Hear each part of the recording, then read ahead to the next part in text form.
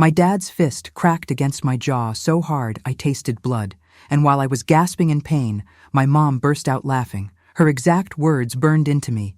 "Now you'll learn to keep that filthy mouth shut." In that moment, I wasn't just broken physically. I was broken inside.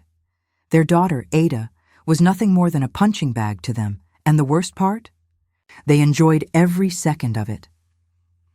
If you're watching this right now, don't forget to hit subscribe and share, because you're about to see how I turn this pain into the most shocking revenge my family never saw coming. I stood there trembling, my jaw aching, and my parents looked at me like I was trash. "You'll never be anything, Aita," Dad growled. Mom smirked, adding, "You're weak, just like always." But deep inside, a fire started burning.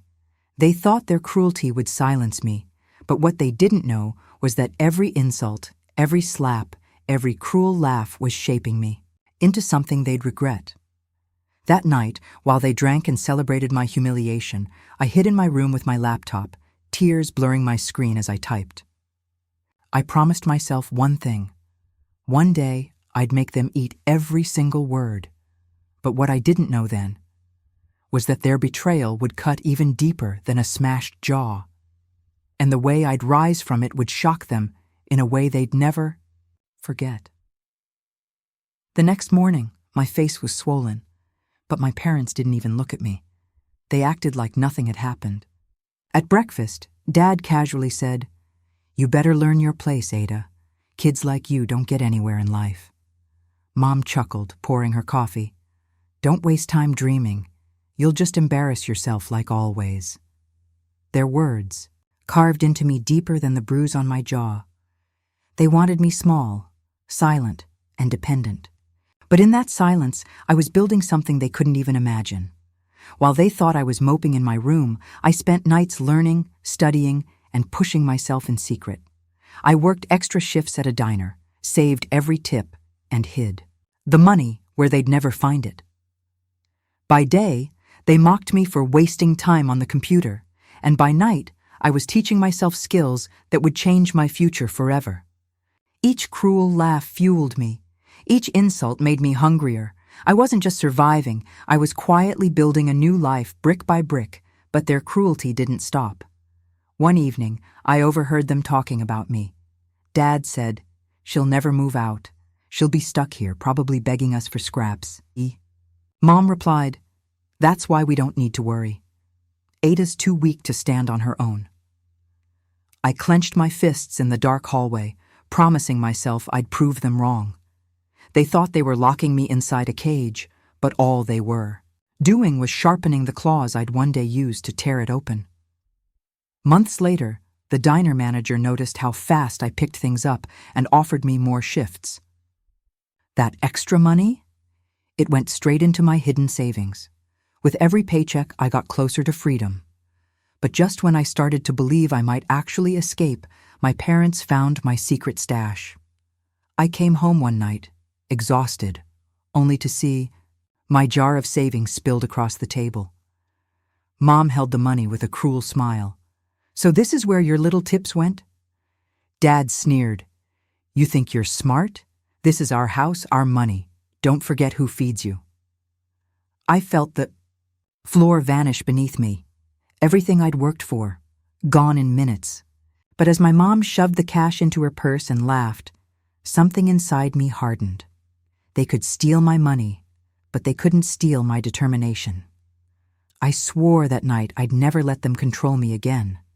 What my parents didn't know was that I had one last secret they hadn't discovered yet, and when the time came, it would flip their world upside down. I started living like a ghost in my own house. My parents thought they had crushed me, but the truth was, I had already shifted my plan. The money they stole hurt, yes, but my real weapon wasn't the cash. It was the skills I'd been sharpening in silence. Every night after my diner shift, I locked my bedroom door, opened my laptop, and built something piece by piece. I studied coding, freelancing, small business tricks, anything that could turn into money without my parents' control. It wasn't easy. I failed countless times, cried myself to sleep, and woke up with swollen eyes. But I never stopped. Slowly, my small online gig started bringing in real cash. I didn't tell a soul. I created hidden accounts, used fake names, and moved my earnings far away from their reach. While they mocked me for being a nobody, I was secretly earning more in a week than they ever guessed. One night at dinner, Dad barked, "Aita, when are you going to get a real job? This family is tired of carrying dead weight." Mom smirked, sipping her wine. "Don't expect us to support you forever. You'll end up cleaning floors like a loser." I forced a small smile and nodded, hiding the truth. Because while they laughed at me over meatloaf, I had just signed a deal worth more than their combined salaries for a year. The contrast was delicious. During the day, they saw a girl with bruises, ragged clothes, and downcast eyes. But at night, I was Aita, the rising star my clients begged to work with. My double life was both my shield and my secret revenge. Then came the breaking point. My cousin announced her big engagement party, and my parents were ecstatic to show off the perfect family. But when they saw my name on the invitation list, their tone changed. "Don't embarrass us, Aita," Dad warned. "Keep your head down and don't talk about your little hobbies." Mom added coldly, "Just smile and stay quiet. You're not the type people want to hear from." I clenched my teeth but said nothing. They thought I'd walk into that party small and ashamed. But deep down, I knew. That night would be the first time I stepped into the light with everything I had hidden. And when the spotlight hit, it wouldn't just expose me, it would destroy the image my parents built for themselves, because what they didn't know was that I was about to walk into that room not as the broken girl they mocked, but as someone holding the power they secretly wished was theirs. The night of the engagement party, I stood outside the grand hall, my heart pounding. I wore a simple black dress I'd bought myself, nothing flashy, but it fit me perfectly. For the first time, I didn't feel like the broken girl my parents tried to paint me as. I felt powerful. Still, as I walked in, I could hear whispers. My relatives' eyes scanned me from head to toe, some smirking, some rolling their eyes. I caught one aunt mutter, "Oh, that's Aita." Poor thing, still dependent on her parents. My jaw tightened, but I kept walking. At our family's table, my dad leaned toward me and hissed, "Don't you dare speak tonight. Just sit, eat, and don't embarrass us."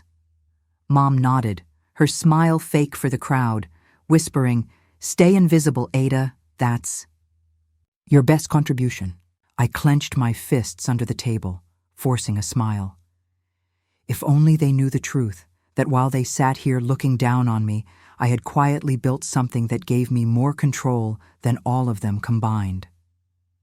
As the party went on, the attention was on my cousin and her fiancé. Champagne glasses clinked, laughter filled the air, and I stayed silent, just like they wanted. Until my uncle, with his booming voice, decided to humiliate me. "Aita," he called across the table. "So, what are you doing with your life these days? Still working that diner job?"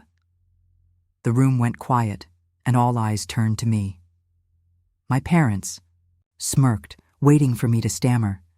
Dad chuckled, adding, "She's wasting her time on that laptop of hers, pretending to be something she's not." Mom's laughter followed, sharp and cruel. Poor Aita, always chasing dreams but never catching them. The table erupted in chuckles and my face burned. For a moment, I almost shrank back into silence. Almost. But then, something in me snapped. I looked around the room, straightened my back, and said calmly, "Actually, I don't work at the diner anymore." The laughter paused. My aunt raised an eyebrow. "Oh? Then what do you do, dear?" I took a breath and let the words out, steady and sharp. "I own a business. And last year, it made more than this entire party cost." The silence was deafening. Glasses froze midair, Forks clinked against plates. My dad's smile vanished.